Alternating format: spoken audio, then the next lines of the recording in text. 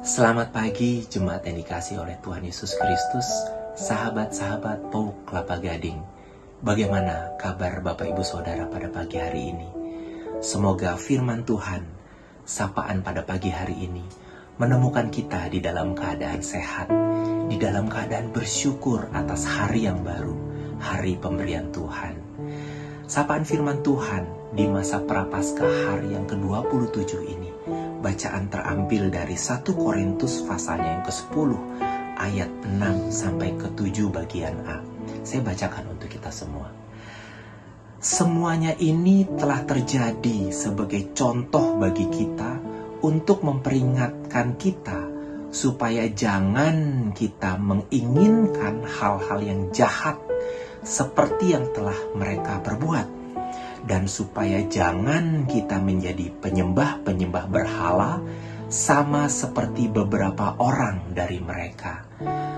Peringatan keras yang Paulus tuliskan kepada jemaat di Korintus pada waktu itu, mereka masih mengikuti nenek moyang mereka, nenek moyang bangsa Israel ketika mereka keluar dari Mesir, ketika mereka berada di padang gurun. Mereka membuat patung lembu emas, mereka menjadikan berhala.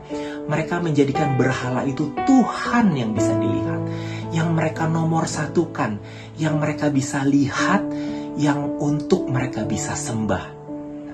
Apakah kita mempunyai berhala-berhala zaman sekarang ini? Berhala itu bisa patung, dewa, atau sesuatu yang didewakan untuk disembah dan dipuja. Sesuatu yang kita idolakan, sesuatu yang kita prioritaskan, itu juga bisa menjadi berhala. Idola itu bisa orang, gambar, patung, dan sebagainya yang menjadi pujaan.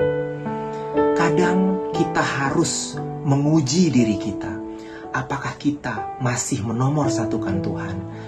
Dan apakah kita sudah menggeser posisi Tuhan dan menomorsatukan yang lain, mengidolakan yang lain, bahkan memujanya? Hati-hati, kita sudah mempunyai berhala di dalam diri kita. Bagaimana kita memprioritaskan waktu kita? Bagaimana kita menjaga saat teduh kita, menjaga bacaan Alkitab kita? Biarlah pada pagi hari ini ketika kita kembali merenungkan firman Tuhan, kita diingatkan kembali lagi untuk memprioritaskan firman Tuhan. Saya ingat ada satu bagian di Alkitab, pemazmur mengatakan di dalam Mazmur 84 ayatnya yang ke-11. Sebab lebih baik 1 hari di pelataranmu daripada 1000 hari di tempat lain. Ini ada suatu perbandingan yang luar biasa. Pemazmur menomorsatukan diam berada di pelataran Tuhan dibandingkan 1000 hari di tempat yang lain. Perbandingan sesuatu yang jauh sekali. Kerinduan seorang pemazmur yang ingin selalu berada di dekat pelataran Tuhan. Di sini kita bisa melihat bagaimana pemazmur menomorsatukan Tuhan. Lebih baik 1 hari berada di pelataran Tuhan daripada 1000 hari di tempat yang lain. Bapak, Ibu, Saudara, kalau bacaan firman Tuhan pada pagi hari ini menyapa kita, janganlah kita seperti penyembah-penyembah berhala. Mengingatkan kita untuk kembali menomorsatukan Tuhan, untuk memprioritaskan Tuhan, tidak mengidolakan yang lain. Idola-idola zaman sekarang, berhala-berhala zaman sekarang.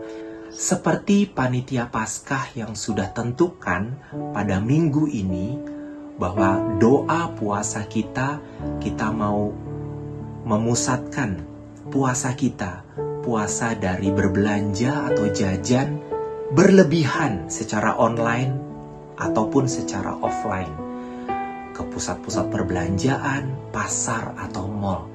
Mungkin ini bisa menjadi prioritas kita, bahkan ini bisa menjadi berhala-berhala zaman sekarang. Disinilah saatnya, waktunya, panitia Paskah mengajak kita untuk merenungkan secara pribadi apa yang menjadi berhala-berhala kita zaman sekarang ini, untuk kita lebih diingatkan untuk memprioritaskan Tuhan di dalam hidup kita. Dan marilah kita bersatu di dalam doa. Bapa di dalam surga, kami bersyukur pada pagi hari ini kembali kami diingatkan untuk memprioritaskan Tuhan, dan bagaimana kami sering kali diperhadapkan kepada berhala-berhala zaman ini.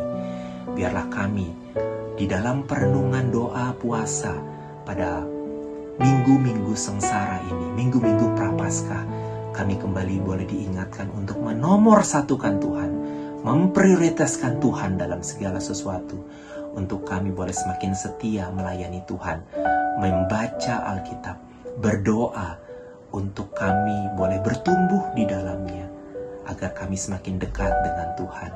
Bapa di surga, dalam kesempatan ini kami juga mau berdoa bagi kesehatan dan sukacita majelis pertimbangan dalam mendukung pelayanan PAUK Kelapa Gading.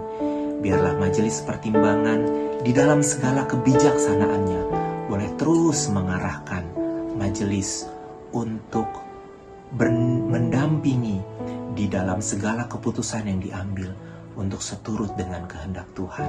Dan biarlah kami jemaat PAUK Kelapa Gading boleh menikmati pelayanan, boleh menikmati Tuhan di dalam kami beribadah bagi kemuliaan nama Tuhan.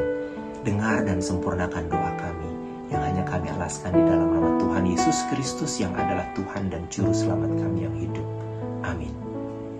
Tuhan Yesus memberkati.